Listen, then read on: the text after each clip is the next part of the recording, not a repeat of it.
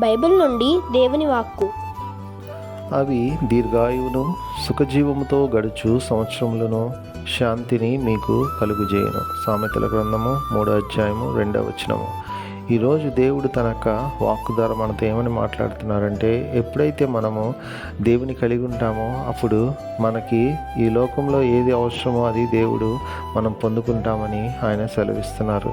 మనకు జీవితంలో సుఖముగా జీవించటము, అంతేకాకుండా దీర్ఘాయువు కలిగి జీవించటము, అంతేకాకుండా శాంతి కలిగి జీవించటము ఇది చాలా ప్రాముఖ్యమైనది. ఎప్పుడైతే మనము దేవుణ్ణి కలిగి మనము ఆయన గురించిన జ్ఞానము కలిగి ఆయన యొక్క మాటల మీద ఆశ పెట్టుకొని ఆయన యొక్క మాటలకు లోబడి జీవిస్తామో అప్పుడు ఎవరిని మనం పొందుకుంటామని దేవుడు తన యొక్క వాక్కు ద్వారా సెలవిస్తున్నారు. కాబట్టి ఇవన్నిటిని మనం పొందుకోవాలి అని అంటే దేవుని కలిగి మనము జీవించాలని దేవుని యొక్క వాక్కు సెలవిస్తుంది. కాబట్టి దేవుని కొరకు నమ్మకంగా ఆయన్ని కలిగి మనం ఈ లోకంలో జీవిద్దాం. దేవుడు అటువంటి కృప మనందరికీ దయచేయను గాక.